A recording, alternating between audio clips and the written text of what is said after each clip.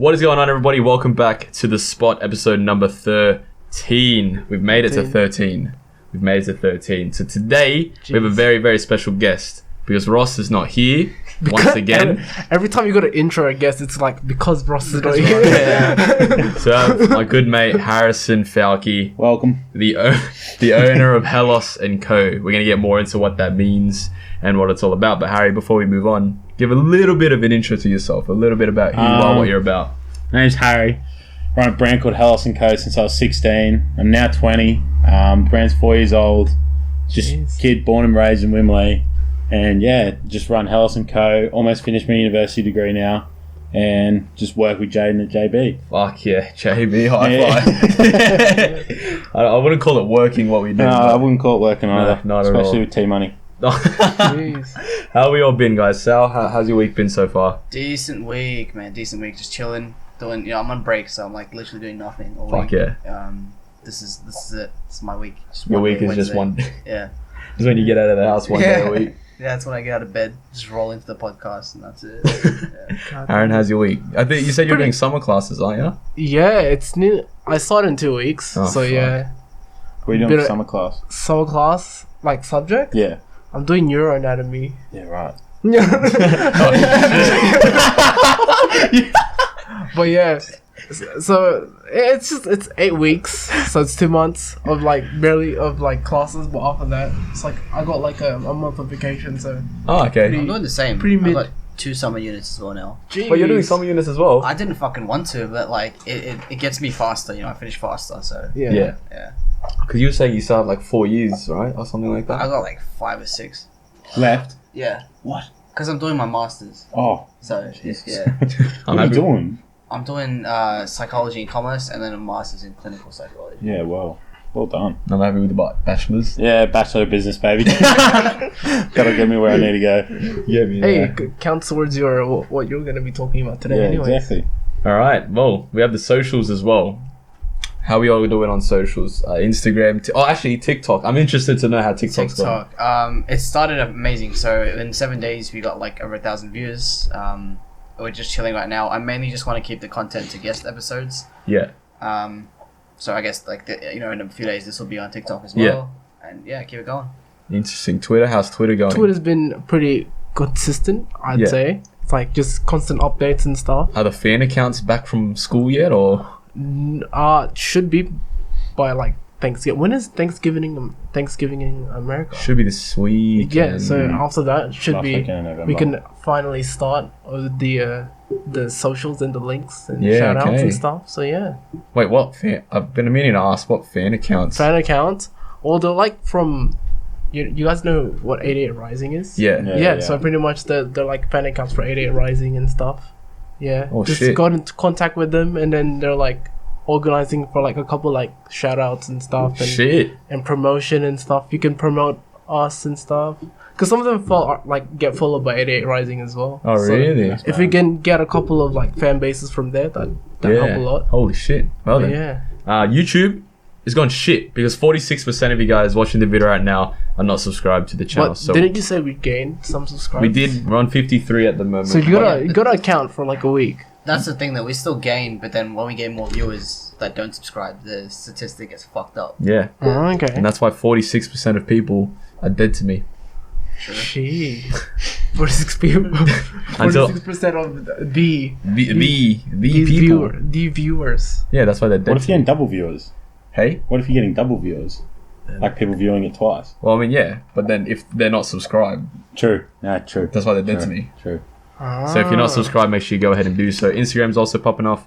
We're doing quite well there. So all around, slow growth, but growth is growth. Yes. Growth is growth. Actually, I just want to say, Ross is not here because he's on holiday, and he told us he's going on holiday like a week ago. Maybe not even a week ago. Oh, you want to talk about the mic problem or something? And we don't have a mic. We don't have a third mic. But there's only 3 mics here because the other mic is with Ross. So now we have to invest in another mic. Yeah, we should go. probably We do should that. probably buy another mic. Yeah. Yeah. Yeah, Actually- just to account we if should we have probably like get a 2, guest. 2? 2. Maybe we should get 2. Yeah. What's the other one for?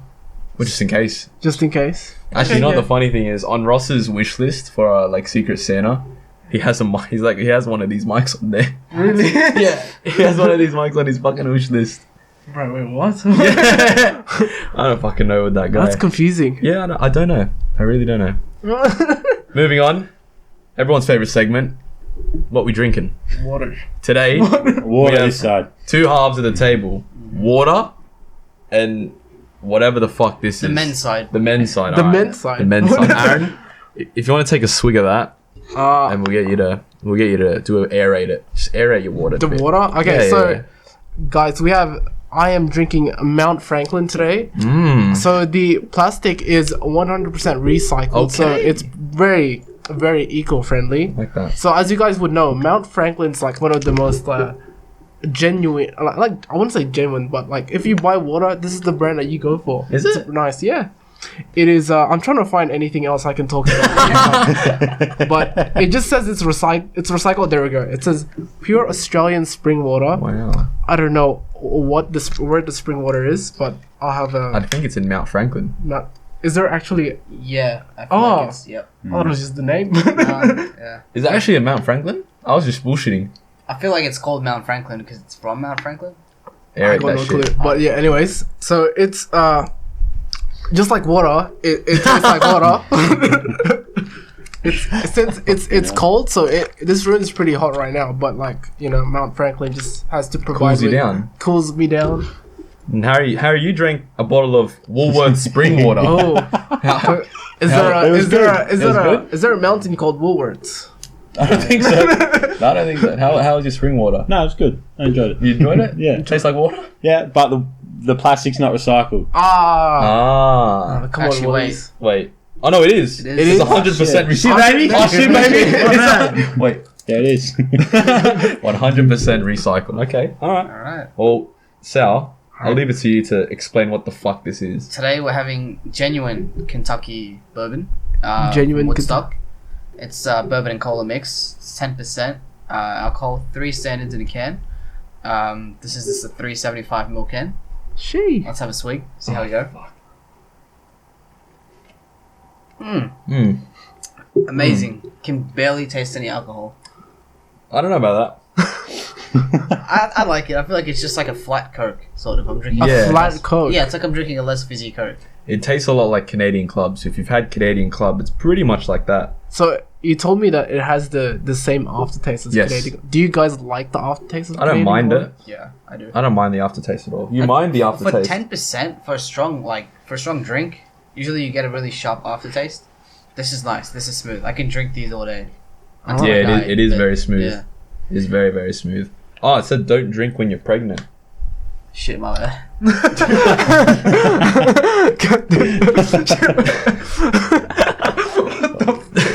We'll go from Aaron down. What do you rate your water? Your Mount But what, Franklin. recycle, it's gonna be a 10, bro. Okay, 10 Harry. out of 10. 10. 10 out of 10 10. water. I'll give this a 7. It's smooth, it's easy to drink, but I'm only drinking half of the can. I give this a 9. Fuck, no. That's hydrating. That's That is huge. You gave the Moscato a 5. Yeah, because the Moscato wasn't strong. Like, it's alcohol without the alcohol. This is 10%. Like, you can drink this and feel it, you know? The only reason it's missing a point is because it's not 20%. Holy shit. Is there a 20%? No. Okay. That's I feel like that's Okay. the spirit, bro. Yeah. Yeah. Knock you out. Yeah, no, you're dead. Oh, imagine we do a green fairy. Yeah. We've been Absinthe. talking Yeah. about absinthe. Let's do absinthe next week. Yeah, Holy fuck. Make Ross drive because he won't do it. Yeah. that's true. Done. Holy I can shit. probably try make something with absinthe. Oh, you can make up another drink. Yeah, I'll Like look it the, up. like the Bailey's episode. Yeah, I looked up like, I was talking to Sal about Epicurious. They have like a video where they just make every alcohol, and I looked at absinthe. They don't even have it as a drink. They have it as a spray. A spray. Yeah, because you're meant to smell it. Because absinthe is spirit, bro. It's Yeah. 20%. Yeah. You're not meant to drink it straight. I thought it was straight. Huh? Yeah, I thought Yeah. that's the only way I've seen it be drank. Yes, Straight. that is the. Yeah, but we're Australians. but where's Yeah, true, you're true, right. true. You're not wrong. You're not wrong. But enough of the intros. Let's get into what we're talking about today. So first, I wanted to sort of take a little bit of time to understand what is Helos and Co. What are we wearing? What are we wearing? What are these nice shirts that we're wearing today. Yeah, I guess we'll just start. happens to fit what I'm wearing right now as well. Can you show off like a little bit of your shorts? Oh yeah, so I'm wearing. Just stand up. Okay, Just so stand I'm wearing like blue shorts Ooh. and then I'm wearing some Converse. Oh, this is camera. Okay. I don't know how that fits, bro. You put him on the spot, bro. You put him Yeah, on but the spot. let me just imagine. Let me just give imagine. the audience like I have to. I'll take a wait. So just imagine me wearing like a blue shorts, white Converse, and this shirt. It's already giving you like a mad beach vibe, right? So it already matches with what I'm trying to aim for. You know? I like that a lot. Harry, how did it all begin? I guess as well as that, what inspired Helos and Co? So it wasn't really thought of idea from myself. I had a mate called Johnny who wanted to start it, and then Johnny kind of pulled out. This is when we were 15, and Johnny was like, I don't want to do it, and I was like, fuck it, I'm gonna do it. You know what I mean? Like, I was like, fuck it, I may as well. Like, Johnny figured out what he wanted to do in life, which is the army, and Johnny's killing it. But like, I thought, all right, no, I'm gonna take it on. So I was like, let's go for it. And I took my time. And anyone I went to school with, like, will tell you, like, it took a while. But I started at the start of year 11, and by August of that year, it dropped. But like, I just had taken my time, like, making the name and like figuring out designs and stuff. And like, every day I still learn heaps about like running a brand and whatnot. But, yeah. Okay. That actually leads me to my next point, because I was going to ask as well, because I feel like you've told me this before, but I was going to ask, like, was it always meant to be solo, just you, or like even after your mate put out, was there the thought of bringing other people into the fold in the early development? Yeah, all the time. So like, I've had some of my best mates, not best mates, but like people ask about like joining and whatnot. I feel like the brand is not just me. So I've got Jerb, who's my best mate and taken photos and videos since 2016. Cameron, who does photos and videos like constantly for the past year or two. And Nikaya does designing as well. Same with Jerb. But like, they can get anything they want for free and whatnot. That's never a problem. But like, I'm just like, the business is mine by myself. But without them, the business doesn't run, if that makes sense. Okay. Yeah. Like, and they're not employed. Like, the business isn't bringing in that much money. But yeah, so it like, I'm keeping it solo. But for people that can offer me like some sort of talent or like productivity, I always give anyone an opportunity to like work and get their name out there with the small platform I have and whatnot. Yeah, for sure. That's sick. That's sick. Will you think that later on, as this develops, you're going to bring in like actual people to work for you? Or Yeah. I'll definitely employ people. I'd rather employ than use third party. Like, I don't know how to sound it. Like third party logistics, if that makes sense. Yeah. So like, you can outsource like your social media and stuff like that. Yeah, no, you're right. If I was to, I'd do it to like my friends and whatnot, like people that I know or like are from my area type people of thing. that you trust. Yeah. Like people from around here or like where I'm from as well. Yeah. Like keep it like, if I'm going to build a business out of where I'm from, I may as well bring the people from where I'm from with the business. Yeah, that's sick. Sense. Yeah, no, that makes a lot of sense. But yeah, I do want to bring on people. Especially like, I'd love to go to my old school and like, if kids are in year 12 and they're like not sure what they want to do and they just work and I have the opportunity, I'd be like, hey, I'll go to the school and be like, hey, I need to hire 2 kids. I can have a day and like talk to them and stuff like that. So, shit, that's really good. That's really good. You sort of touched on it a little bit there. Like, what is Helos and Co? If you were to like describe it, like what does as a brand represent? Fuck, I hate this question. It's hard to describe what a brand represents, man. At the moment, I'm trying to build a platform on like videos and like content. Yeah. To bring up local talent and like unforeseen talent that can use the platform or already have one, but like need to tell their story. Like they don't really tell their story on their own. But I feel like it just represents like where I'm from and who I am, but like kind of just the fashion around from where we are. Like like that print is like a pretty common print. But like a different colour scheme to how you'd normally see it and whatnot. Yeah, it is, it's like Sydney-based fashion type of thing. Like everything I put out, I see when I go around here. Or Sydney. That's like sick. Everything's inspired from around here. But eventually within the next year, I want to have my the YouTube channel on. Awesome. Yeah, popping off and local talent being seen and whatnot. So it's all very like close-knit vibe. Like you hire people from where you're from, your city fashion. Yeah. That's why that's what I really want to do is like bring the mountains and this Penrith area up. Because like there's brands in Sydney that are like very notable, like G-Dart, and like YKTR and like Wanderer, which is like Winder from Melbourne. They're from Melbourne, but like I'd want to bring up the brand and like everyone be like, oh, I know where that's from. Do you know what I mean? Oh, you said Yeah, okay. they specifically know what area that brand's from. Yeah. Or, like what it represents. Yeah. Okay. Like be recognised as a big Sydney brand, and then to people from Sydney, be like, oh, that's from out west.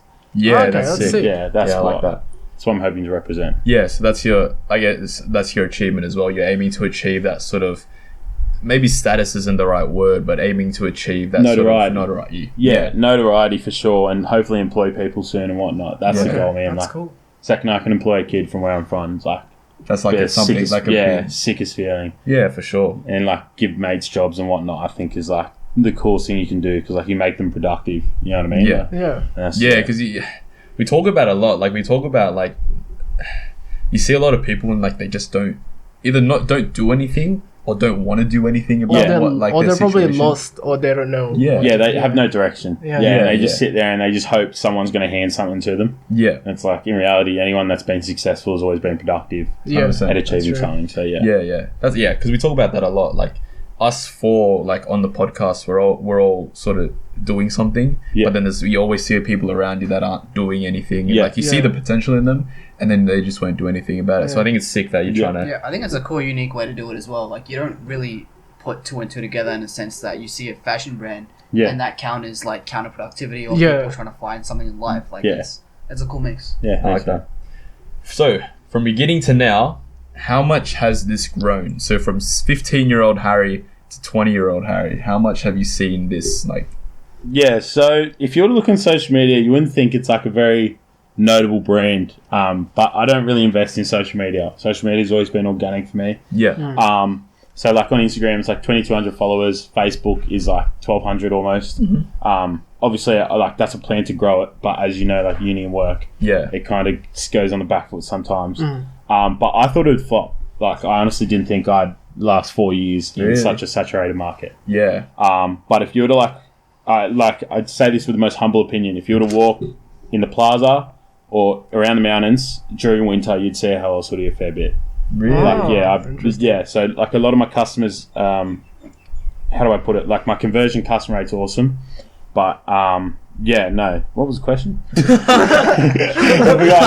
Oh no, it's grown From heaps. beginning It's grown to now, heaps. how much has it grown? No, it's grown heaps. It's grown heaps. Shopify's grown a lot this year. Shopify, really? Yeah. So Shopify's gone up in average. It's like it doesn't sound like much, but like this is without any paid marketing. It's around 15 to 20 visitors a day. Oh, really? Yeah. So that's from nothing at the start of the year to. Oh no! So like when lower I started, it was like obviously when I started it boomed, but like the year after it went like down. Yeah. That was year 12. But like after that, I've just been like dealing with everything else in life, and some like still managing it, and I'm so happy to still have it because now I can actually like double down on it Yeah. and focus on it. That's so insane though, because I actually tried a Shopify page once or twice. Yeah. It was back in high school when like Yeah, e-commerce was blowing up, like you mentioned. yeah. I flopped though, and I gave up. So it's cool What'd to you see try? that it actually worked. I tried so much shit. I tried clothing, and I tried like accessory products, Yeah. and both of them flopped so bad. I lost all my money. Yeah. But it's like, it's crazy to think that it actually worked. And then, like you said, you'd walk around town and you'd see people wearing your brand. Yeah. I think what works about it is all the photos are taken by us on the website. Like it's not like studio photos. Yeah. It's like out Yeah. and about. And it's not a drop shipping site. Yeah. Which is like where Shopify, a lot of people go wrong. Like it's Yeah. not their own photos, and it's not like, it's not what they want to do. But heaps of people have worked with drop shipping, but it kind of dropped off. Liam Borg did it. Did he? Yeah, killed it with pet products. Oh, really? Yeah, killed it.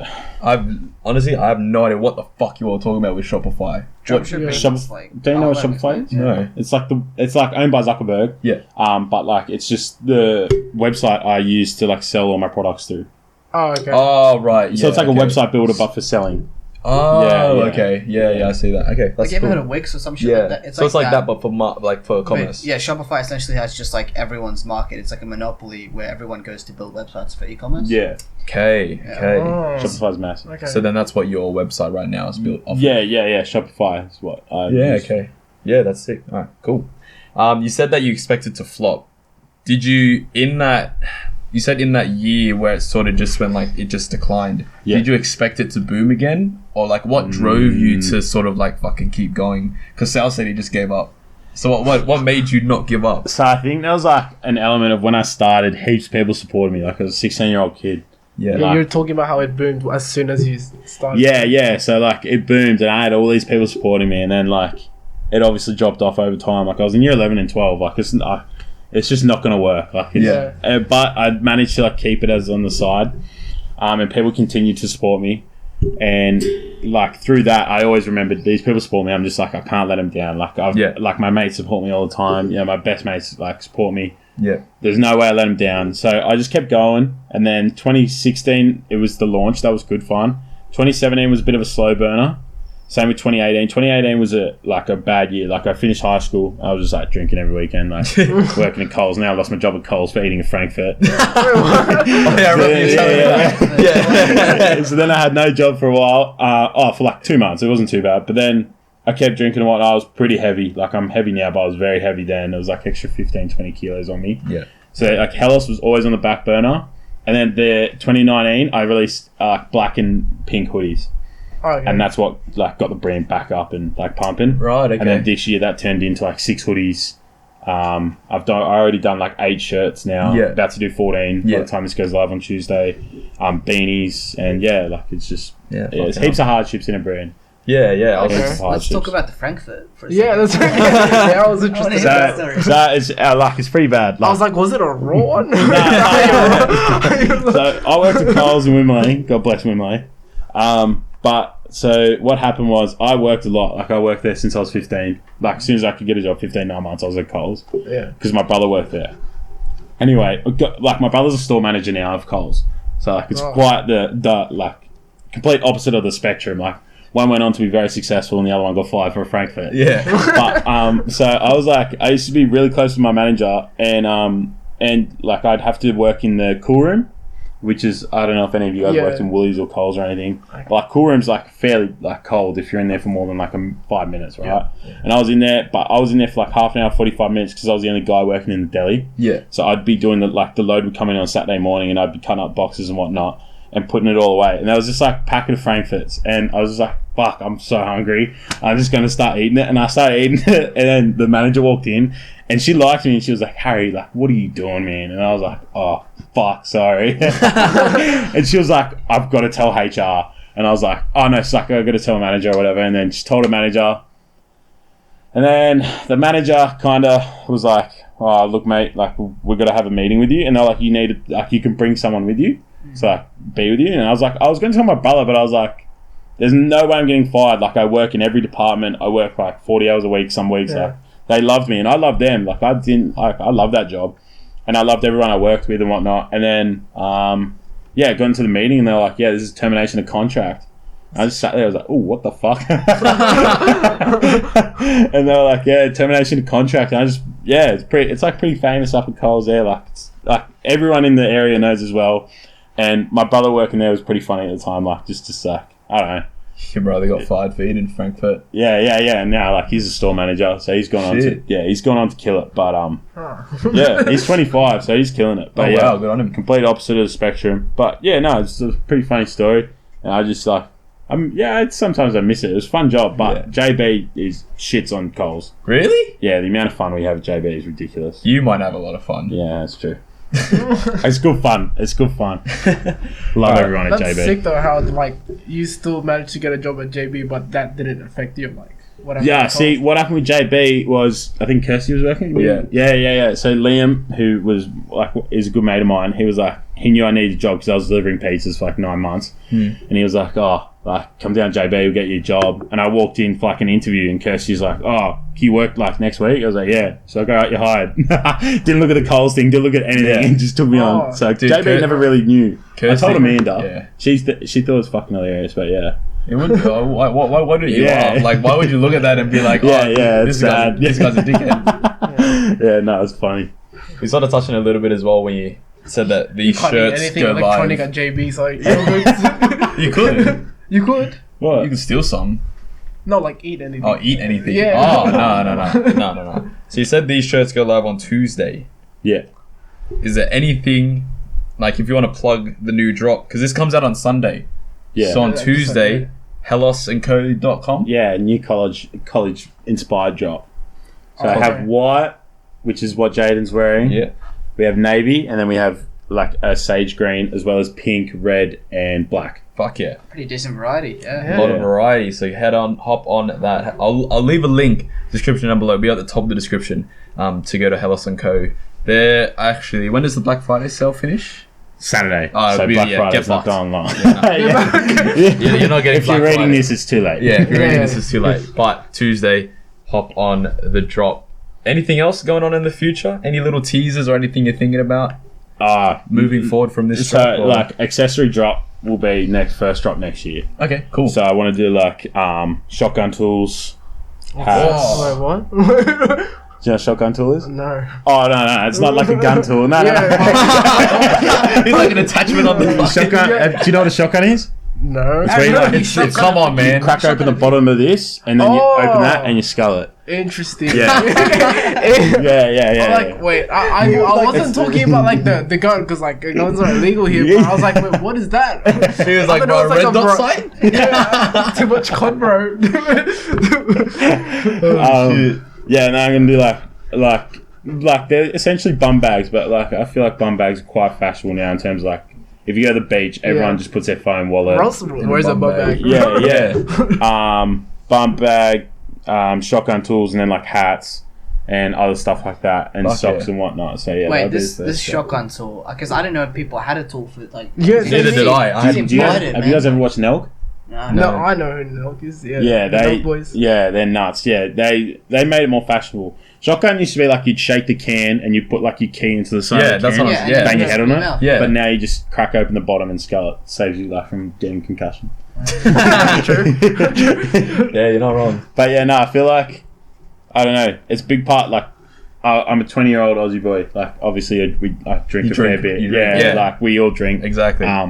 And so like I feel like brands should kind of like embrace those things instead of like shying away from it. Embrace like Aussie culture. Yeah. Like it's always like heaps friendly and like it's not anything malice in it. It's just a shotgun tool. It's a bottle opener before it like it's both. Bottle. Yeah. So fuck yeah. Figured may as well tap into that because most of my market's my age. So that's awesome. I like that. We'll open up the floor to everyone. That's except just Harry now. If think about ourselves or people at home want to start a brand but don't know where to begin, how do they do it, or how would we advise them to sort of just go for it kind of thing?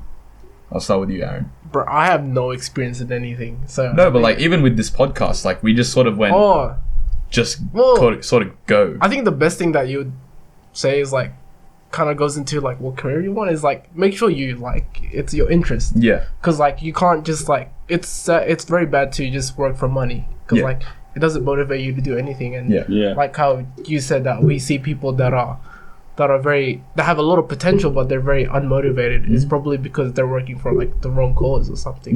So like even if you like even if say like there was heaps of money in computers, let's say, and you knew nothing about computers and you didn't like computers and you went into that business just because there's money in it, you're not going to continue doing it. So that's a good point. Choose something you're passionate about. It doesn't have to be clothes. I mean, literally anything. Just find something. And I think what's unique about you, Harry's brand is like it embraces what his influence on, which is pretty much your area. Right? Yeah. I think it's a unique standpoint as well. Sal? Before your Shopify little nightmare. No, like touching off that, like I really liked what Harry said. Is like when you start a brand, like I understand some people like they some people might have a very self-centered idea about their brand. You know, they want it to sort of attach their own ego to it or whatever. I like what Harry picked on, where he's just like, I sort of employed it and I pitched it to mates around me, and you sort of create a little community or network where you can just grow off that. Like I think 100%. That's like if you're confused about starting a brand on your own, well then the first thing is don't do it on your own. You know, get some people who are passionate about it and just go from there. 100%. Yeah, I was gonna talk about that point as well. Don't be scared of telling people. If you're worried about telling people that you're signing a brand and you're thinking, oh, they're gonna make fun of me because they're gonna think this is a stupid thing to do or this, that, and the other. Oh, you shouldn't be starting one. Like you need to, like just cast away that idea that you can't do something that's out of the ordinary. And we preach on that so much on this podcast. Like you don't have to be normal and you don't have to be what everyone expects you to be. if your mum wants you to work in IT and you don't like IT at all, don't fucking do it. Every brown boy ever. Bro. Every brown boy ever will be like, you need to be in computers or you need to be a fucking doctor, help, whatever the fuck. Even though, Aaron, you're a doctor, but that's fine. Don't be scared of other people's opinions. It has to come out of your own interest. Is 100%. basically what you're saying. Though, that's really cool because that's what happened to me. So my first pitch to start my Shopify store, because I was broke when I was like in year 11 and 12. I made like $60 a week max, and all of that went to expenses, right? Yeah. So I used to save like my $5 lunch money allowance till I had enough money to start something. Yeah. And I did a sales pitch in my economics class, and I racked up like $30. Oh yeah. I look like the biggest retard, but I'm like, you know what, $30, that's enough to pay for like, because you pay Shopify and a subscription. Yeah. I'm like, all right. It's monthly. Yeah, it's a monthly thing. Yeah. So I racked up enough, and that's how I started. And like, that's so important. What Jaden said is you just gotta like put your ideas out there, because like, 90% might not be receptive, but that 10% is so important. 100%. Yeah. Definitely, Harry. Oh, you're the most experienced out of all of us. What's the exact question? Just like start it, like, because a lot of people watching us right now are our age. Yeah. And they could be getting to that point where either they don't know what to do with themselves, or they want to start something, whether that be a clothing brand, whether that be a YouTube channel, whether it be a podcast, anything like that. Do you any advice on for them to just start it? If they I think first of all, if you have an idea, believe in your own idea. Yeah, that's the main thing. But also, criticism is worth a lot more than compliments. Mm-hmm. Don't pitch it to just your friends. Pitch it to people who have different ideas on life and different interests. Mm-hmm. That's what I do with everything. Like I have my mum and dad who, like dad just kind of goes, oh yeah, that's good. Like it's not fast. But mum is very critical. Mum's like, hey, I don't think you should do that, or maybe you should do this. Yeah. And then I got my best mates who I message fair bit going, oh, I want to do this. And they'll be like one of my best mates, Matt, I was like, oh, I want to try and do some branding stuff. And he gave it to me like straight out a few months ago. Like he just handed it to me on a plate. And like you need to hear that type of stuff. So if you want to start something, I feel like going to your mates and asking for an honest opinion on what you're doing, because you never know what, like they could have an idea but they might not care about it, but the idea might be useful for you. But also, like, if you want to start a company at like a young age, it doesn't have to be a clothing brand. I have to emphasize that. Like, see so many people go, I want to start a clothing brand. Like, oh, what do you want to do? Like, oh, I just think it's good money. Oh, well, no, get out of it. Like, 100%. Like it's not good money at all. I'll tell you straight up. Like, it's not good money until you like.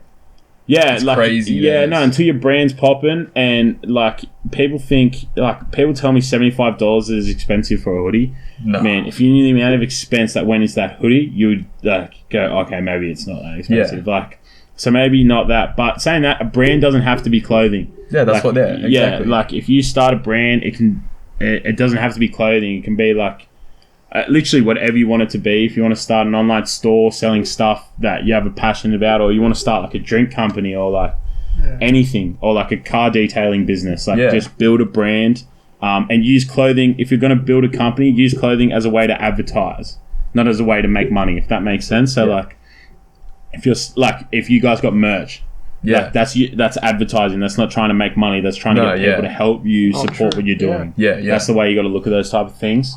But don't be in a rush to start something just 100%. For the sake of starting something. Like, just because you see people on Instagram, like 20-year-old entrepreneur, like, driving a Merc, like don't bite to it. Like, most of the time it's daddy's money, and like there's no rush to it. When it comes to you, it comes to you. Like, I know a few people that have had ideas, and like they're good ideas and whatnot, and like I've spoken to them about it, and then it's just flopped because like they just weren't. They didn't take their time. They rushed into it. They sort of just wanted to get it like, bang, I want to get it to... And then they saw a bit of money come in, and then they took it instead of reinvesting, which is another big thing in starting a business. 100%. Yeah. So you talked about clothing being a saturated market, and you said that not every brand has to be clothing. Is clothing that saturated to where you can't get into it, or is it... I think you can get into it. I think with clothing, your brand has to have some value. Yeah. I feel like my brand is going only to add value. Like, I feel like I have a bit of value now based on like what I've been talking about, like where I'm from and whatnot. Mm-hmm. My designs aren't anything crazy. I see kids not kids, I shouldn't say kids, people our age like designing online, but they don't have like the necessary business skills to expand on that. But I feel like there's room for designers. I feel like there's room for creativity in the clothing market. Anyone can smack that design on a shirt, but there's like people with ideas and creativity within clothing. I think that's the best part. But just normal clothes, I think it's saturated. If you get into it, best of luck. But yeah, I just feel like there's so many brands that are like just hold down such a loyal customer base. Yeah, for sure. Because a lot of people will just get comfortable with what they've bought or what they're wearing. Yeah. And they'll follow the brands in social media and whatnot. And that's good for those brands. Like, that's awesome. Like, it's a big market. But I feel like, don't get into clothing because you see other brands popping off. It's just not how it works. I could tell you, like, 10 brands off the top of my head from people, like, within Sydney that had just started and just flopped because it was just, the brand had no authenticity to it. So I think clothing is like, it's not about the clothes, it's about the brand. That's the thing. That's what people have got to remember. You mentioned that, like, on top of saturation, that, like, it shouldn't be seen as, like, a get-rich-quick scheme, which a lot of people do. No, that's what people do. Like, when I it's see, stupidest thing, man. Especially for me, like, when I used to think, like, okay, clothing brand, I just think dropship orders. It's Yeah, the first thing that comes yeah. to mind, right? Yeah. But, like, you sort of dive in and explain, like, say you mentioned, like, costs, pricing, and expenses. Obviously, you don't have to go into actual dollar amounts, but how does it sort of work with how much expenses and profit and gross and all that? Alright, so I've been waiting. I'm going to clip this because I want to tell people about this. So, basically, if I buy these shirts, right? Yes. I've got to buy... So, these are produced overseas because I've started to make it to a point where Australia's a bit too much because Australia has higher wage standards. The bottom line. Yep. We don't have the materials and we don't have the wage standards that can compete with overseas. Nonetheless, like... So, those shirts, they cost over $1,000 for 6 of them in samples. Yeah. Now, the samples were shit the first time around. They were so small because they were in Chinese sizes. It sounds bad, but it's true. Like, the Chinese sizes were so much smaller than Australian basic sizes. So I had to readjust them, get a second batch of samples, which cost another $800, right? Then they weren't that good, but on my third order, which was of the 300 shirts, they were the sizing I needed and whatnot. But so, like, that's already $1,800 in samples. Jeez. Now you've got to add in the bulk order cost. And then you've got to add in my labour cost and when I'm delivering, like my driving costs, my Shopify cost. If I was to do online marketing, it would cost a lot more, like online paid marketing. Yeah. So, like, for cost, you've got to do the samples, shipping. Like, shipping overseas is nuts. It's like almost $1,000. Yeah. And then I had to pay. Were you with me? Last Thursday night, I got an email saying $600 stamp duty. Really? Yeah. So I add that into my cost. Fuck. Shopify's $30 a month. And like, what about me? Like, this isn't adding in like the amount of time I put in. Half the time I don't walk away with any decent labor costs for myself. So I think like people underestimate the amount of cost it is to run a business. 100%. I wouldn't have guessed that you spent that much on samples. That's insane. Samples is nuts because you get charged on a print fee. Yeah. Like, so the actual print, because they've got to set up the print, and then that's what costs a lot. And then like if you're a first time customer, they'll charge a fair bit because like. They could think you're fucking them around. So, like, samples are, like, a massive cost. I've spoken about it before, and I'll continue to speak about it. Like, people underestimate how much it costs to, actually do an order. Do you buy, like, so you mentioned you buy in bulk. Do you, like, say you're happy with the design, do you buy, say, like, 300-400 shirts at once, or do you just sort of assess the orders this is my biggest order in a while. So, with hoodies, I did pre-orders. So, like, whatever anyone ordered, then I would wait 2 or 3 weeks. Then that pre-order window closes. Order the hoodies, they all get, like, order what gets ordered plus some for extra selling. And that was easy. But this is like a massive gamble. This is 300 shirts, 6 designs, 50 of each colour. And, like, bringing that in's, like, it's pretty scary. Like, it's pretty... It's an awesome feeling. Because there's already... You're not sure if your customers would even, like... So I'm not... Like, I definitely won't sell 300 in... Like, the plan was to have them in the store. Like, that's something I can have in the store for a while. But, like... You want to ultimately sell more than half on like first few days. For sure. But selling 150 shirts, like, that sounds easy, but like kid from Wimberley, it's not that easy. So it's a challenge, but you got to do. You got to do it, right? Yeah, you got to do it. Like, it's part of expanding the business. Scariest part of extent, like the funnest and scariest part is growth in a business. I feel. Holy shit. Yeah, because you were telling me. I remember when you first started, we were talking about this shit. And how much sampling costs and all that sort of stuff. Because how long did it take to get from China to here? Even just your samples? It takes a few weeks because customs sometimes hold it up. Okay. Especially now. But no, like, so I went through Alibaba to find my current suppliers, and they were the 3rd highest rated t-shirt suppliers. On Alibaba, which is good. But eventually, like, you want to get to a point which is where brand like G'd Up and YKTR are at that I know, where like high-end suppliers will contact you. Right. Like they're not on Alibaba, they'll contact you and be like, hey, we only work with a few customers. Yeah. And they are like just focused on quality. And normally they'll have a guy that is either is Chinese and like half Australian or half American in English, or vice versa. There'll be an Aussie guy over there with them who's getting in contact with brands to say, hey, like, we can actually do this properly. Compete? So say like on Alibaba or AliExpress, you have like gold tier suppliers, right? Yeah. And does the private, do you think it would compete with that, or? Private would be more expensive, but so much less hassle.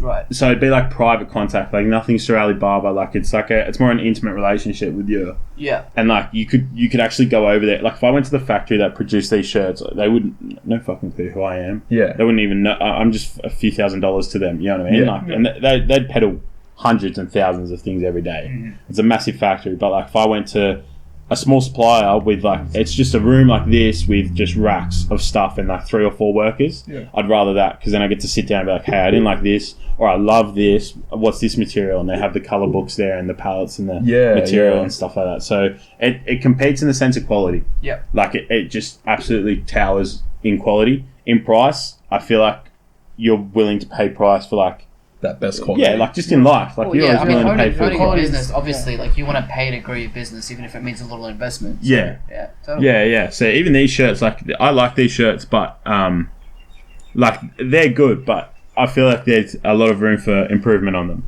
Do you know what I mean? And so it's all hand in hand, really. But I want to get to the point where I have an intimate relationship with the supplier. Yeah, like what you said, you like everything that's like organic. Yeah. So I can actually go over there and sit down with them and be like, hey, this is sick. And what do you guys think of this? And are you able to produce this for me if I want to do like custom pieces and stuff like that? Yeah. So yeah. And then the 300 order, this one here, how long did this take to get here? Not that long, because DHL was pretty good. Okay. But if you don't get DHL, you're pretty fucked. Really? Yeah. So DHL's sick. There was a time where you didn't get DHL. Yeah, there was a time where like first samples cost a few weeks, and then this cost like 10 days. Oh, really? Which is nuts. Yeah, that's nuts. That's actually really good. I was expecting like a couple months, to be honest. Yeah. That's e-packet. So China has like some ass fucking thing. It's called e-packet, where sometimes they offer it for free, but it takes like 2 or 3 months. But DHL was like an American brand. So Yeah, that's really good. DHL kills it. So speaking on your brand being like representative of your area and that sort of stuff, is that sort of your niche? Is that sort of like your brand's niche somewhat sort of thing? I feel like the brand's not a niche. I feel like the video series I'm planning to do will be the niche. Okay, cool. Like I feel like I'm branding into more of a company than a clothing like company, if that makes sense. Like that's what I want to do. That like brand into more of like a media company and be like an outlet. Like as you said, like your shirts should advertise. The shirts should be a way of income, but also I want to like have people come in and like promote 100%. Talent and whatnot. And the reason I say that is because like I feel like Sydney's on the verge of like a cultural boom. Oh, okay. Because we spoke about it on what episode was it? 6, I want to say. Like, there's really nothing coming out of here. Yeah. You hear a lot of things coming out of Melbourne, for example. Yeah. But there's Melbourne's sick, man. Yeah, Melbourne's sick. But there's nothing really coming out of here. Yeah, you roasted Sydney. I did. No, Sydney's got like decent brands, but the reason I say it's like a cultural boom is like this is what London went through like I want to say like 10 years ago, 8 years ago, when like music and the sport and those type of things all combine and the clothing starts like merge and it creates a boom. And now if you look at like any kid in the plaza during winter, they dress like a kid in London was 4 years ago. Oh yeah, that's true. Like full tracksuit, the Nike Air Forces, TNs, stuff like that. But I feel like TNs and stuff are like, as much as like we wouldn't wear them, they're kind of like they're a Sydney thing. They're a Sydney thing, which is kind of cool. But like, I feel like Helos, like if I can like stay along with that boom, and also offer something to it. I feel like it's I feel like there's something coming. Like we're seeing it with like on a local scale, 1-4, like 15 minutes down the road. Like they're international. Did you guys happen to see someone who actually got married with TNs? Yeah, I saw that. That was so funny. That big of like a cultural statement now that someone would get married with TNs. Yeah, and it's pretty cool that you can sort of pick that out and realize like, hey, that's a Sydney thing, right? Yeah, that's a Sydney thing. And on top, also with Harry being able to say, hey, look, this actually happened like 4 or 5 years ago, and sort of see the trend. Because that's important. Yeah, it is definitely important. The thing about Sydney, it's like some of the best beaches in the world. Yep. And then like some of the best athletes in the world come out of here. And then you're like, all right, music, that's kind of growing. Yeah, it is. Yeah. It sucks right now, but it's growing like to the point where we're producing like rap is coming along, and rap is a huge part of clothing. Yeah. Oh, 100%. Like if you look at LA and New York, Yeah. It the goes way- it goes hand in hand with like what, Biggie was wearing Timberlands before. anyone else did, Anyone, and you yeah. still see guys walking around in jeans and the Timberlands. Like, Are you a fan of Aussie drill or? yeah, like I followed it. So like I followed drill in UK when it was coming up. Yeah. And then 1-4 released a song, and I was like, oh, like these boys are from around the corner. You're always bumping 1-4 in the storeroom. Yeah. No, big sport of it. And like I work with some local, like well, not local, but like boys from Revesby area, like Hornsby. Yeah. A guy called Soka and Ronan, and they're like drill artists. I feel like people form massive opinions on it without knowing actually like what they do Yeah. and like what life they live. Yeah, it's completely different, and like I feel like people criticize them for what they say in their songs.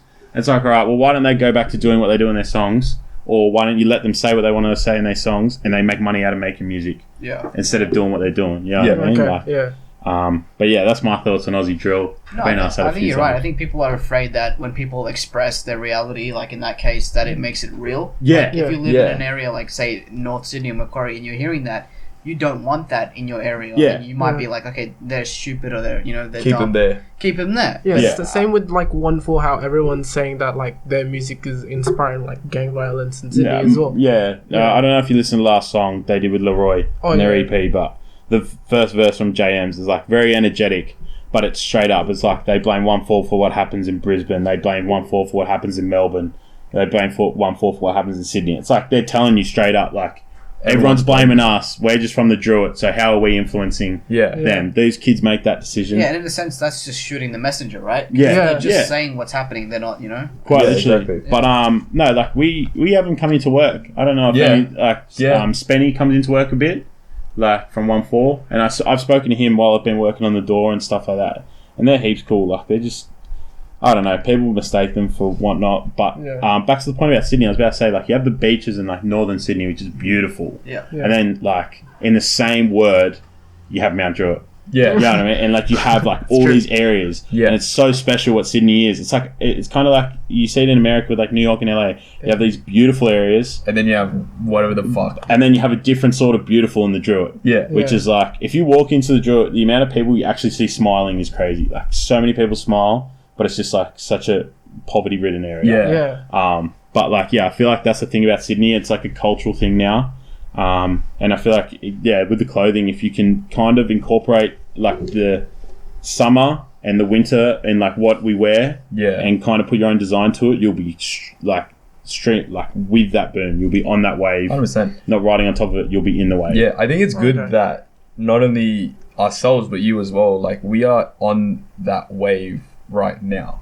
Yeah. As opposed to wanting Being to a get 20 in, year- as yeah. opposed to getting into that wave when it's already 5 happened. years, You know what I mean? Like, Yeah. I think it's good for even people watching right now. Like, right now, I think it's really, really good in a way. Even though I roasted Sydney on episode 6, I think it's really, really good that right now there's so much coming up in our area. Yeah. So many, So like many even Ross with his rap and all that sort of stuff. Like he's coming up now. We're doing our thing on the spot. Like, because I was saying, like, there's nothing. You never look at a podcast and you never think, oh, that's from Sydney.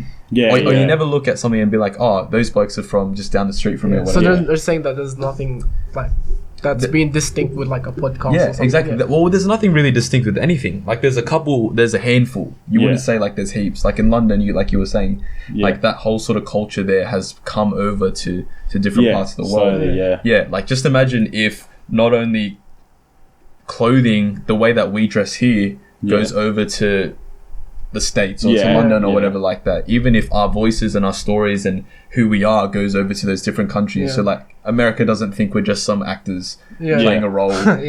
Those conspiracy theories and that sort of stuff. But like, I think that's really, really good. I think it's good that we're on this wave right now where Sydney's on the come Yeah, up. people don't even realise it. Man. People don't think of it. People don't realise it. A lot of people just think that what's happening in Australia, like music-wise, 100%. sport-wise, all that good stuff, like with all the stadiums being built and stuff like that, like it's a sick movement coming. Yeah. And all you need is like a bunch of people in the background doing their own thing, and that's what I want to be, just a person in the background. Yeah. And you have your forerunners, which is like your 1-4s and whatnot. Yeah. And like you have your athletes like your Latrell Mitchells and your massive footy players like Josh Adokar. Yeah. Like if America got a hold of like some of the athletes we have here and the personality they have, they would love it. They Like, would. Yeah, but it's a matter of just Exposure. exposure, platform, and A lot of you see like a lot of people from other countries that they just sort of look at Australia like a gimmick. they're just a gimmick. They're just bogans. They just fucking drink all the time. They go on the beach. They do whatever. They're just really laid back.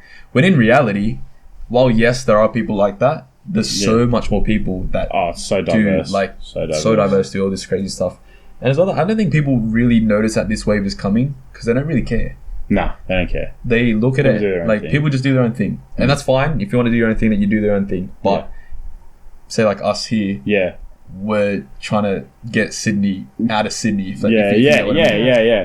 Develop an image for Sydney. 100%. Like, there's already brands doing it. Like, if they'll ever see it, YKTR, Jaden mentioned them before. They're going to be like top of the game if Sydney booms, and like there'll be so many other brands and like NRL and stuff like have the potential. Surely that is going to boom overseas. Has to. Did you ever see the video of the Cameroonian rugby league comp? No. They're just on dirt. Oh really? Just hammering each other on dirt, and they're like all smiles, eh? Like, so people love the game in other countries. We just aren't it's just not getting there quite yet. Yeah. But we will see it get there. Like NFL's kind of big over here. We know from working with Glenn. Yeah. Like it slowly grows, and like people love contact sports and whatnot. So 100%. I feel like League's another one that will be like a big boom. It has to. Origin's like the one big hope for League. Like there's nothing like that in the world. Like just two states just going square up. Yeah.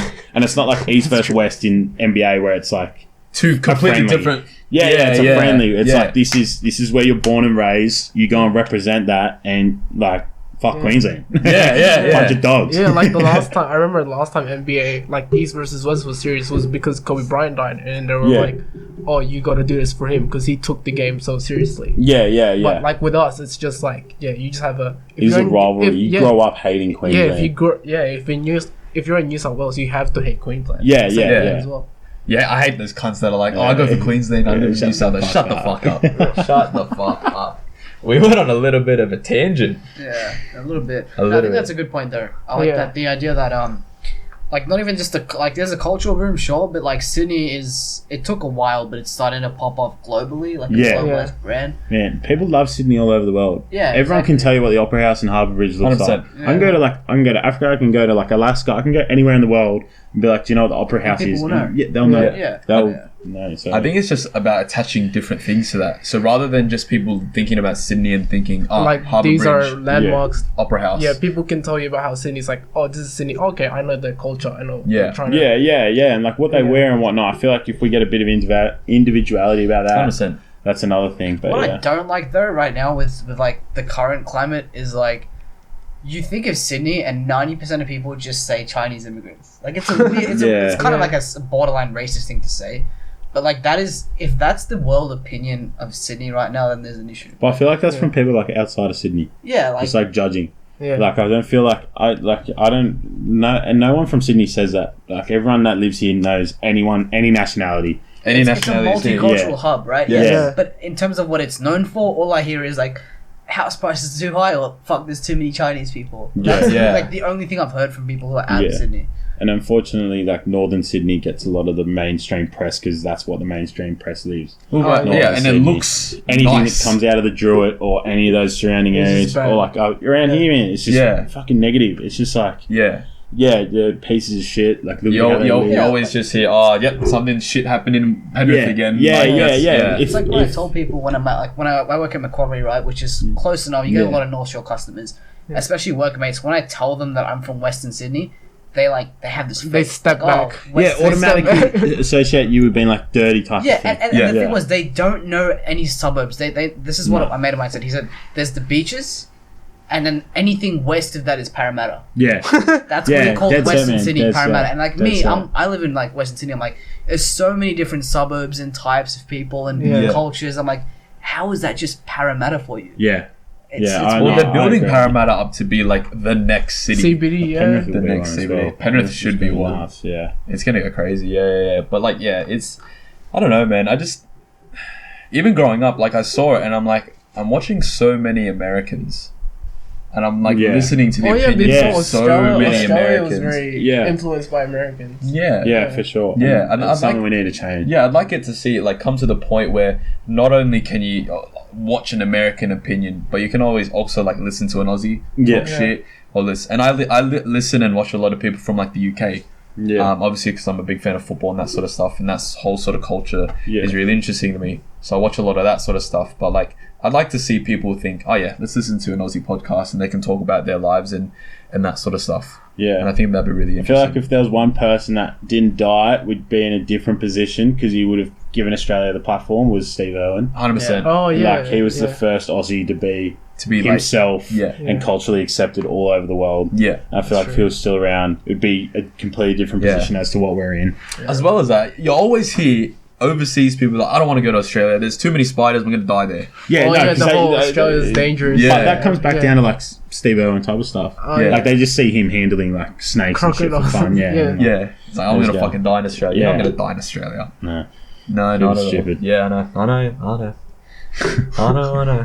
Raylene, how long are we going for time? I feel like we're going for ages. We're just an hour. Oh, we're an hour. No, that's not bad. So that's not bad. Not even an hour. I lost track of time. This Woodstock is pretty strong. You have to admit it, bro.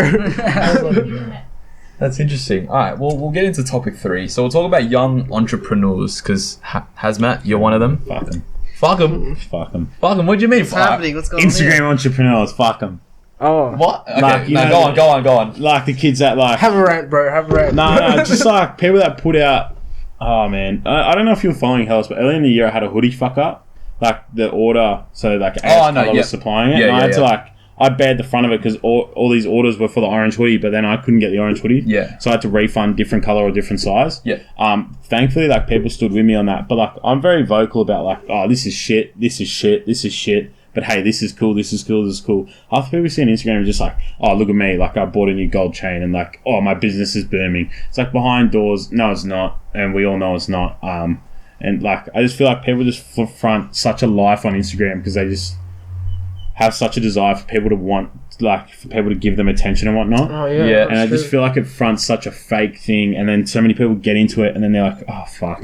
Yeah, they get into it and then they realize the reality of it all. And it's like, nah, so you're very pro-transparent in business. Yeah, I think you have to be. Yeah. I think like you watch any successful businessman or like anyone, man, like you hear Rogan or like I watch some guys that are a bit like on a lower scale from like Sydney and whatnot, but like they swear the whole time in their podcasts and interviews, like, and they'll tell you about like the amount of money they've lost some days, and like some days they make like hundreds of thousands, like, and they're so transparent. Like they don't just tell you about the money they've won. They'll tell you, oh, and this week we lost $2 million in the business because somebody fucking fucked up on the HR. Yep. And you know what I mean? Like I feel like that's the way you've got to go about business, and then that way, like say you guys start a business, you guys know when you're going into it, like look at what's happened to these guys at any given second.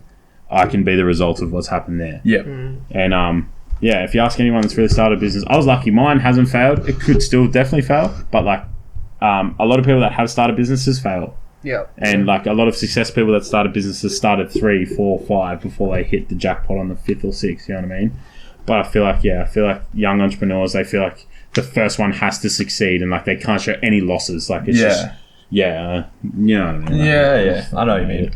So with being an entrepreneur, as you said, young entrepreneurs, there's so many of them, and being like that idea being more and more common, is opting to go down this route better than the traditional 9-to-5 office job sort of thing? The risk versus reward. I feel like it depends, man. Depends. Like some of my mates are tradies, and like one of my best mates, Callum, I've grown up with, he's a carpenter and he loves his life more than anyone I know. Like it's just, he just loves it. And I feel like people, like you don't have to be an entrepreneur to be happy. I feel like people think the more money, the more happy you are. Exactly. Yeah. First of all, I don't make that. I can't make bank off what I do for Helos. Like it's not, I work at JB and like I work at a pizzeria and I do my uni course. It's like Helos is in the mix of all those things. I'd love to make my job, but I feel like people think, oh, it has to be your 9 to 5 within no time, and then you can work only 4 hours in a day and still get paid heaps of bank. It's a load of shit. But I feel like it depends on your 9 to 5. If you're happy with it, then what's the problem? Do you know what I mean? Like, it depends. I don't know what you two do for work, but No, like I mean, I work at JB. I work at the Macquarie store. Yeah, sales. right, But like, yeah. like going off what you said, like I have mates who work as tradies, and they're like a fitter machinist, and he's one of my best mates, and he's so happy. Like he doesn't. It doesn't occur to the guy to like think, oh, I want to do some entrepreneur shit because he's just happy where he is. He's completely happy, And that's fine. Like I get like today's day and age, if like it's a thing where if you're not an entrepreneur, they're like you're fucking up. Yeah. Which isn't exactly true. Like some people, they find that the traditional way works for them, and that's great. Yeah. But on the flip side, like if you're someone like Harry who can sort of like see the trend, who's like hands on with that stuff, and he's managing life pretty well from what I hear. Thank you. Then why? Oh my god, clearly that doesn't work with me. Then like why not go for it? You know, like I feel like an entrepreneurship is just another way to say that I have an opportunity if I'm an entrepreneur. For sure, man. Yeah. For sure. Well, Aaron, you're going more the traditional route, whereas I think the thing that attracts more people into taking the traditional route is like there's less risk in it, and you're more secure. Yeah. I think that's what like attracts. But like, there's a beauty in that because like, not everyone like if you want to work a 9 to 5, but your hobbies involve something you don't make money out of, then what's the problem? Yeah. Like if you want to go home and build stuff and stuff like that, or like, I don't know, people like have all sorts of hobbies. Like if the 9 to 5 is beautiful for that because you just go do your work and then you can go home and do and look and watch whatever you want. You basically don't have anything to worry about after work. Whereas with you guys, with entrepreneur, you're constantly involved in it's something. in your head. It's in your head the whole time, man. Yeah. You're always thinking about stuff. But I hardly call myself. I've never called myself an entrepreneur. Like, I kind of hate that word for how people use it. Like people start. It's a very misunderstood term. Completely. What do you call yourself then? Huh? If not entrepreneur, what do you sort of brand yourself Just as? kind of like Just Harry. just Harry, man. Harry? Yeah, just a kid who started a business and like just loves life for what it that's is. good. That's Like, good. yeah. Yeah. I feel like entrepreneur are like entrepreneurs are people that like successfully start businesses. Like so I'll say like in the plaza, like the like Noodle Time, those people, like they're entrepreneurs. They took a massive risk going into plaza with high rent, and they make bank every single day. And like So you're saying that when like one day when you become like successful, then you'd be willing to call yourself when I take more actual full-on risk. Like I live at home and I don't have like obviously have costs like your phone, your petrol, that type of stuff. Whereas like people that like have kids and like wages and whatnot to pay for workers, they have to take that risk. You know what I mean? I feel like that's the true meaning of an entrepreneur, like someone that truly takes a risk, and that if it fucks up, it doesn't just fuck up the business, it fucks up a domino effect. And throughout your life. Because if mine fails right now, sweet, doesn't like I love my business, but like I'll be fine. Whereas if like some of those shops in the plaza fucked up, then that's that's done. It's made. Yeah, exactly. So, that's what Jaden was saying as well. Like the traditional definition of an entrepreneur is someone who takes risk. And at a decent scale. Yeah, exactly. That's what I think. Nowadays, like like you said, with young entrepreneurs, it's not really like a thing. Like most of us are still living at home. I think all of us are. Yeah. Like if you fail a business, you just lose the small amount of money you put in. Bit of dignity. And, you lose a little face on a fucking Instagram, and then that's it. You start next week. You go back to work or whatever. Like Tomorrow you got a shift. Yeah, exactly. It's nothing crazy. Yeah. But I also find that on the flip side, that's the beauty of young entrepreneurship, if I have to say it. Oh man, It's fuck because ups. you're They're beautiful. so free 100%. from risk that you can do the dumbest shit. Yeah. You can try something so outworldly and it doesn't matter. Yeah. It's I find that both sides are pretty, cool with that. Yeah, I feel like people are in such a rush to grow up. Yeah. And I feel like people see like they're in such a rush to be like busy. Like Yeah. I hate the word busy. It's such Really? like it's a dick measuring word, man. I just hate when like someone like I just be like, oh hey bro, can you hang out? And they're like, nah, I'm busy today. I'm like, I'm a 10-inch on busy, bro. yeah. No, you know what I mean? Like it's just such a word like, oh, I've been busy. It's like, why don't you tell me what you've been doing? I told you I was busy yesterday.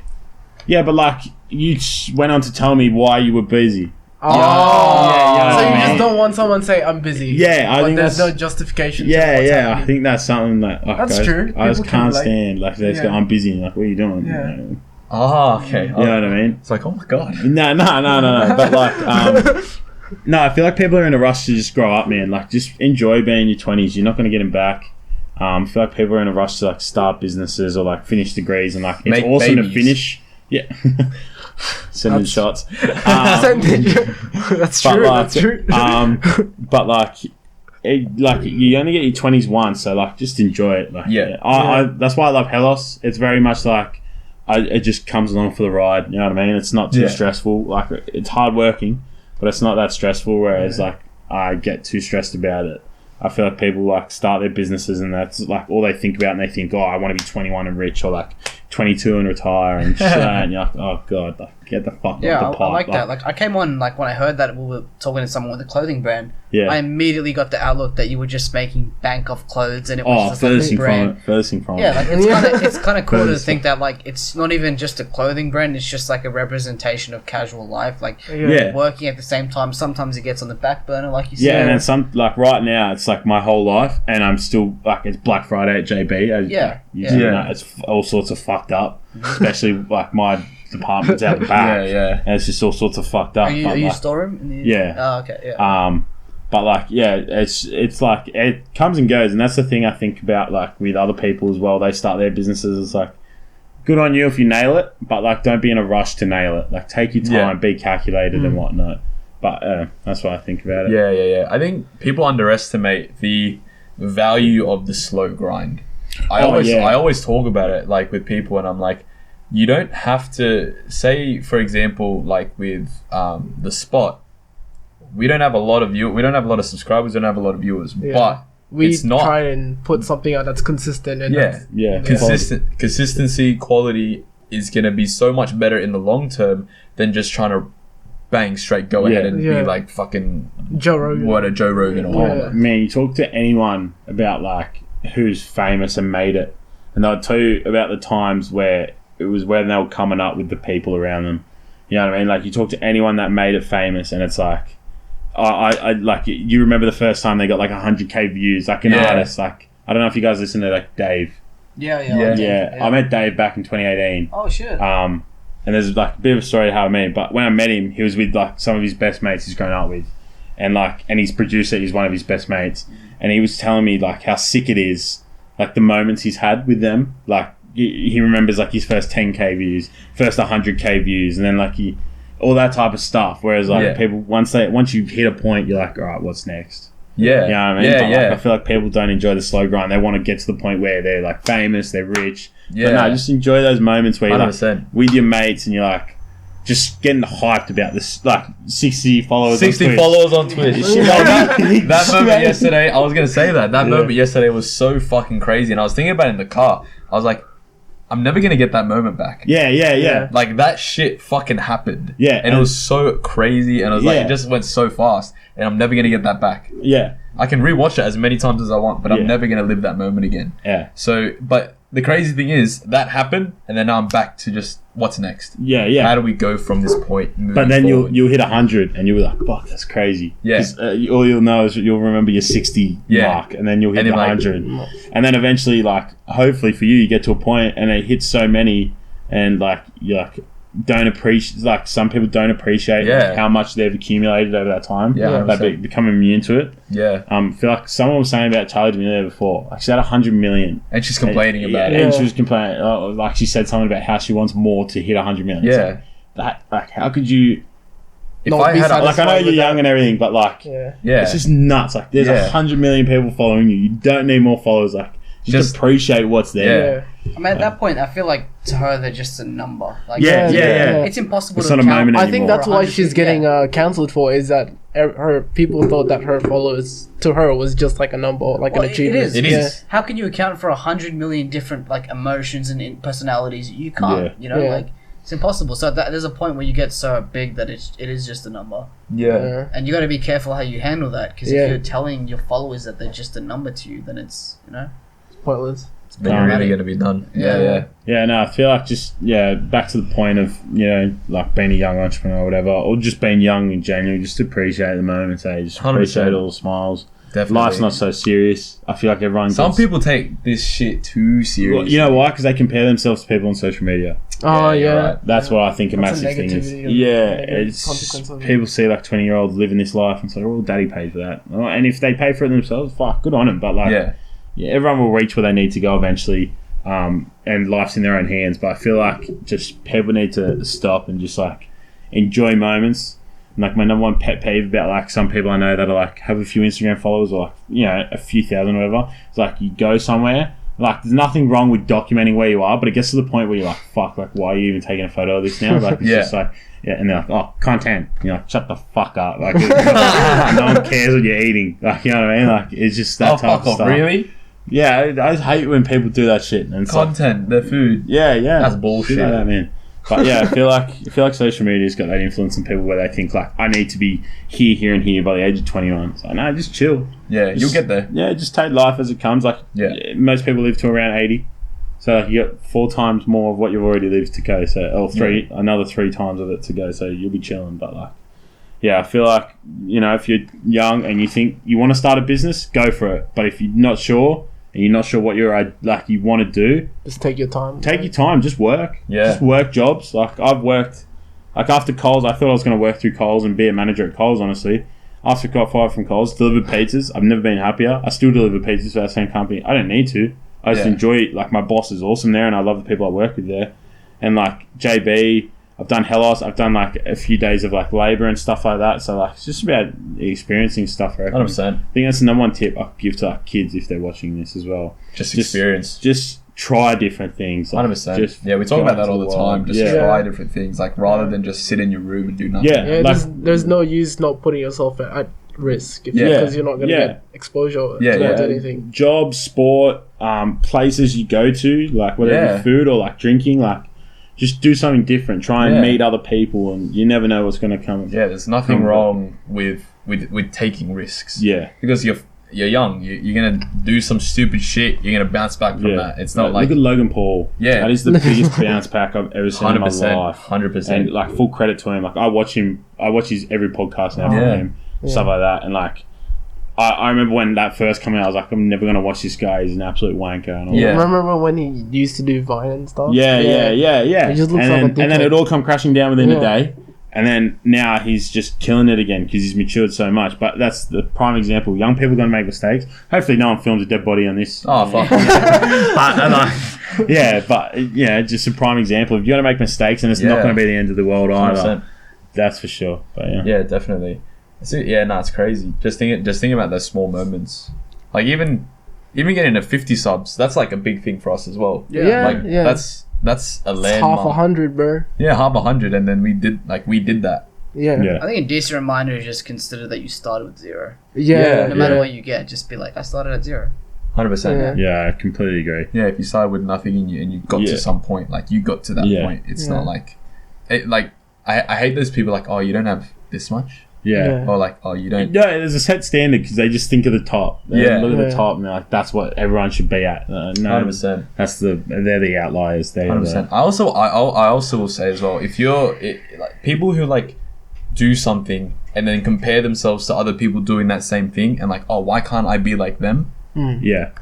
Why aren't you? Yeah. Why aren't you doing something different to what you're doing now? Yeah. If what you're doing now is not working, is there a way for you to change that? Yeah. Is there a way for you to do something better? Oh, man. Like obviously with your clothes and that sort of stuff. Yeah. If you say you did a drop, it flopped. Yeah. Why did it? Yeah. There's like research into that, like that. I feel like, but people got to be like reflective on themselves as well. Yeah. I said there's like plenty of people with JB, man, are like, fuck, you can, like, you have potential to do so much better than what you're doing right now. Yeah. Like, and they maybe sometimes they don't take it on because like I'm a 20-year-old kid or like. They just don't realize it. And comfortability as well. Just being comfortable with your I don't know what the quote is from Rick and Morty, but there's a quote from Rick and Morty about comfortability, and it's the most truest thing in the world. I can't quote it. You might have to cut that part out. No, it's like, we don't cut shit. It's like comfortability is emotion just based on... I don't know. You were telling me that. Fuck, you were telling me that earlier last week. Comfortability. I know, you look it up while I keep... we talk about that a ton. Like, don't be comfortable. Yeah, comfortability is the worst thing you can be. Yeah, make sure you're not comfortable at all times because that's how you grow. Like, it's a huge thing. Yeah, growing as a person means putting yourself out there, putting yourself at risk, experiencing new things. And that goes hand in hand if you want to start a business or if you want to start a brand or anything in general. Just like, for example, with the spot, I had a lot of experience going into YouTube and sort of knowing how to do everything from like a I'd say like not a basic point of view, but a little bit above basic point of view. So I had that understanding and all that sort of stuff. And I learned all those things from fucking up, from not doing this, or understanding what works on YouTube and that sort of stuff. So sort of taking what I've learned from that, and as well as that, with on Twitch. On Twitch, I got to Twitch affiliate in a week. Yeah, that's 2 weeks. It wasn't that unthinkable for you. Yeah, well, yeah, I started at 0 at the start of the week, and then I'm now at 61 in a week's time, and that's not because the game that I'm playing, there's 130,000 other people watching that game. Very saturated. It's very, very saturated, and for that to happen, it's like to get from fucking 0 to 61, like because I knew what I had to do. I knew how I had to set the stream up, how I had to make the stream look. Because if your stream looks like shit, if your stream sounds like shit, no one's gonna watch you. Yeah. So I had to take my time to make that happen. So and then that's exactly the same thing if you're gonna start a clothing brand as well. Sort of, is it the idea of just not saying, oh, let's just draw something on a fucking sheet of paper. I'm gonna print that. I'm gonna fucking put that on Shopify. I'm just gonna make money. No, that's not gonna happen. Did you find the quote? No. I was gonna think that's a good way to end on that quote, but fuck, we lost it. Shit. Oh. I think Maybe. I think a decent quote to end on what Harry said is appreciate the smiles. Like, you're running a business. Appreciate the small things. Appreciate like first sale, or like just sales. Oh, first sale. Or like first Surely sale was like dad. I'm pretty sure. But no, but like first sale of someone from. Like, I remember this guy, I obviously can't name his name, but I remember his name, and he's from Northern Territory. Yeah. And he ordered a Helos long sleeve when I was in, like, this is when it launched. I was like, that's fucking nuts. Yeah. And I still remember that moment, like, looking at my phone and, like, running downstairs to mum, like, look where this guy lives. Like, Google Maps, he's like, out here. And it's like, yeah, it's good. No, like, it's just fucking it would have nuts. been an insane feeling. Someone a state away that you've never met is buying, like, buying into your vision. Yeah, it's crazy. So, like, just stuff like that, I mean, just, I don't know. Oh, that's what with us as well. How we were like, let's not try to gain subscribers from our friend group. We're trying to gain subscribers from like anywhere else. Outside other people. I feel like content across platforms is the best way to do that. Yeah, definitely. Yeah, that's why you have like all these different, like, you all I typed in the spot on YouTube and your first video come up. Oh, really? Yes, that's a big thing. Like, the spot's like not an uncommon search term, but it will come up for people. Yeah. So, and I saw that video was on like over 600 views. Yeah. So that'll do alright. Oh, our first one. The first one. Yeah. Where the cameras are like 2 frames per second. Yeah. Technical issues. Yeah. But yeah, no, that's good. Decent place to wrap. Yeah. Decent place to wrap. All right. Thank you guys so much for watching this video. Harry, thank you for coming on. My pleasure. Appreciate you for hopping on. Oh yeah, plug the latest drop. Yes. Coming out Tuesday. College inspired drop. Got white, navy, sage green, pink, red, black. Buy that shit. Yes. Buy that shit right now. Make sure you click that subscribe button and leave a like, comment down below with any questions, comments, whatever the fuck you want. I'll probably answer it. I don't know about the rest of you. On Twitter, yeah. On Twitter. I don't know what reply to on Twitter. Alright, thank you guys so much for watching. See ya. Welcome. Girl, I thought you was the realest thing. Stick together, get a real estate, but you fucked around, started playing games. Different lives, but it felt the same. You the reason why I ride this way. Got a rhyme and got a band now. So recently in these past days, I've settled down. Took a while, but I'm settled now. Be around, you know I can't allow. Think of you when you're not around. Now I'm thinking about the checks now.